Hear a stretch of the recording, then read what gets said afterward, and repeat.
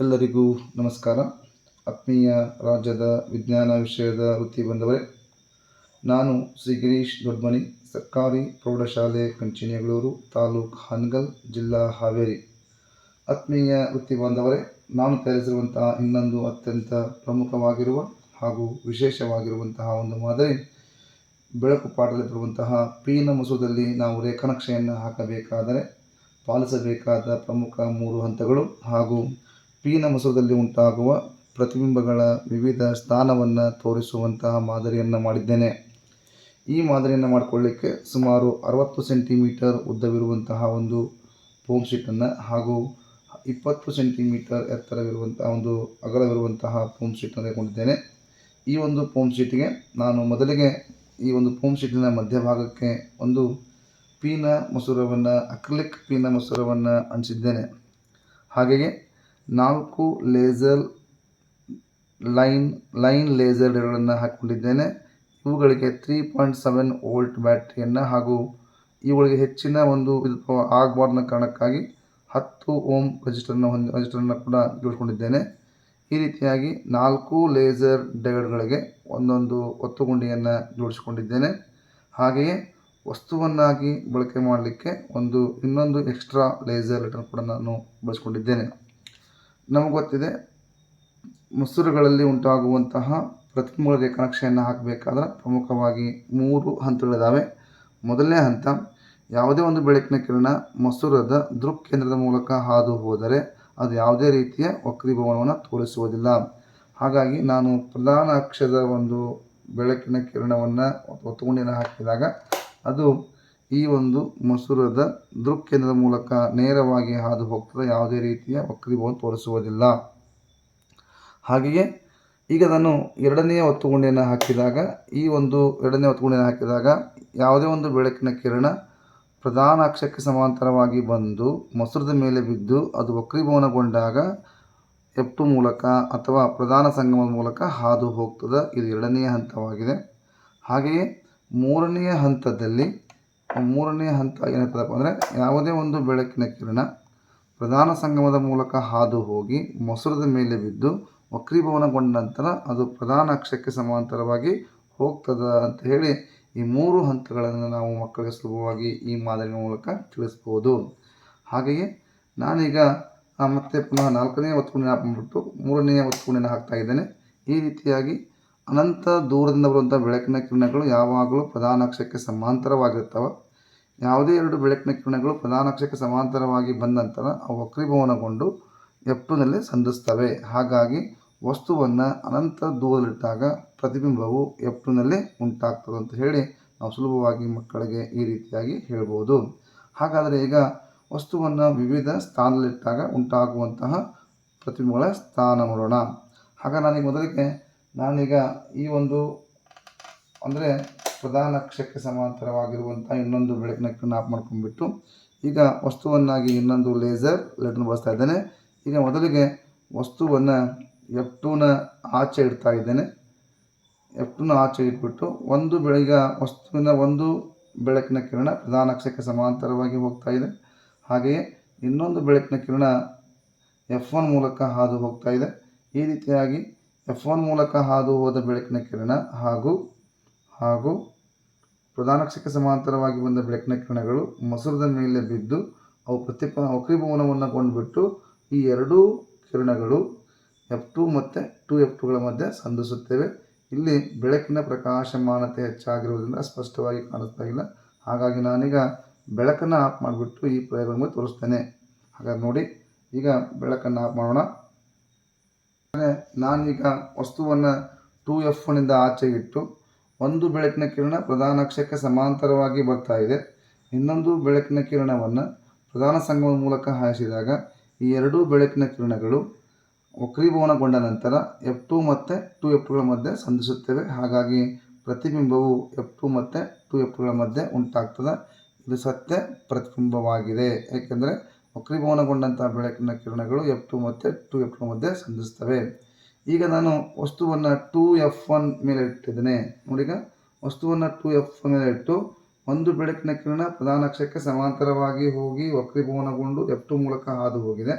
ಹಾಗೆಯೇ ಇನ್ನೊಂದು ಬೆಳಕಿನ ಕಿರಣವನ್ನು F1 ಮೂಲಕ ಹಾದು ಹೋಗುವಂತೆ ಮಾಡಿದಾಗ ಈ ಎರಡೂ ಬೆಳಕಿನ ಕಿರಣಗಳು ಎಕ್ಸಾಕ್ಟ್ ಆಗಿ ಏನಾಗುತ್ತಪ್ಪ ಅಂದರೆ F2ನಲ್ಲಿ ಸಂಧಿಸ್ತವೆ. ವಸ್ತುವನ್ನು 2F1 ಮೇಲೆ ಇರಿಸಿದಾಗ ಪ್ರತಿಬಿಂಬವು ಸರಿಯಾಗಿ F2ನ ಮೇಲೆ ಸಂಧಿಸ್ತದೆ. ಸ್ವಲ್ಪ ಕರೆಕ್ಟಾಗಿ ನಾವು ಹಿಡಿಬೇಕಾಗ್ತದೆ.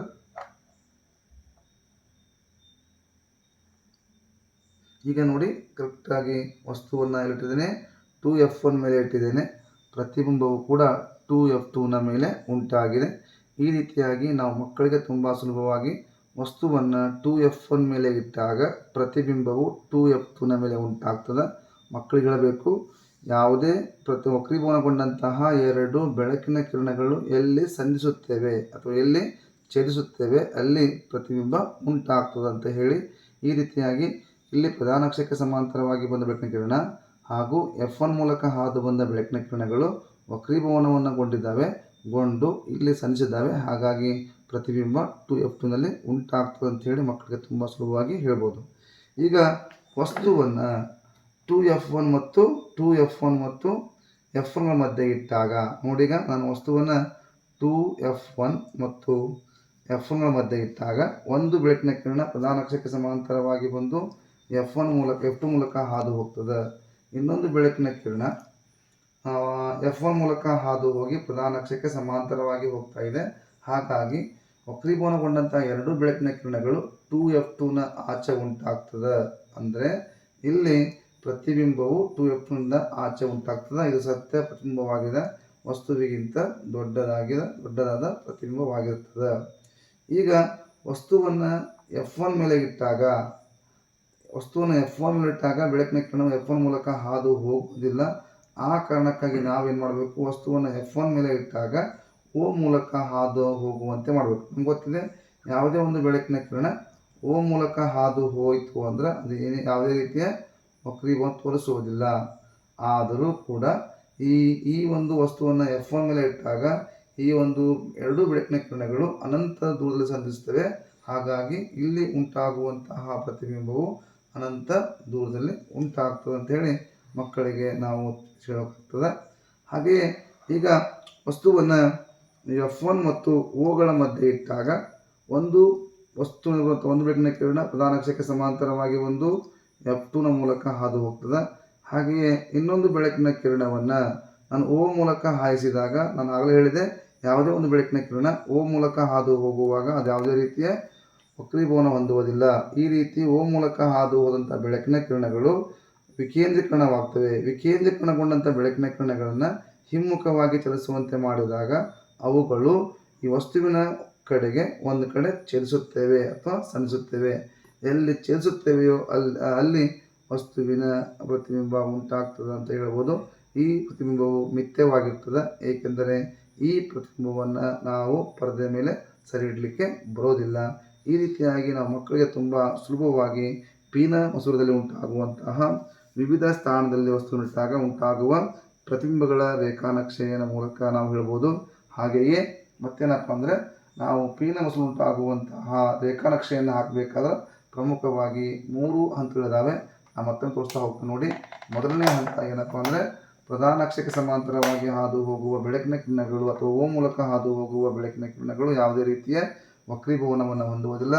ಎರಡನೇದೇನಪ್ಪ ಅಂದರೆ, ಯಾವುದೇ ಒಂದು ಬೆಳಕಿನ ಕಿರಣವು ಪ್ರಧಾನ ಅಕ್ಷಕ್ಕೆ ಸಮಾಂತರವಾಗಿ ಬಂದ ನಂತರ ಅದು ಮಸೂರದ ಮೇಲೆ ಬಿದ್ದು ವಕ್ರೀಭವನ ನಂತರ F2 ಮೂಲಕ ಅಥವಾ ಪ್ರಧಾನ ಸಂಗಮ ಮೂಲಕ ಹಾದು ಹೋಗ್ತದೆ.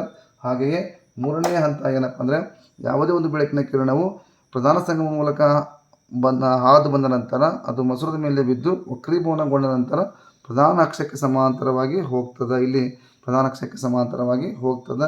ಈ ರೀತಿಯಾಗಿ ನಾವು ಮಕ್ಕಳಿಗೆ ತುಂಬ ಸುಲಭವಾಗಿ ಬೆಳಕಿನ ಒಂದು ಕಾನ್ಸೆಪ್ಟನ್ನು ಅಥವಾ ಬೆಳಕಿಗೆ ಪಾಠಕ್ಕೆ ಸಂಬಂಧಪಟ್ಟಂತಹ ಒಂದು ಏನಪ್ಪ ಅಂದ್ರೆ ಪರಿಕಲ್ಪನೆಯನ್ನು ಅತ್ಯಂತ ಪರಿಣಾಮಕಾರಿಯಾಗಿ ಈ ಒಂದು ಮಾದರಿಯನ್ನು ಬಳಸ್ಕೊಂಡ್ಬಿಟ್ಟು ನಾವು ತಿಳಿಸಬಹುದು.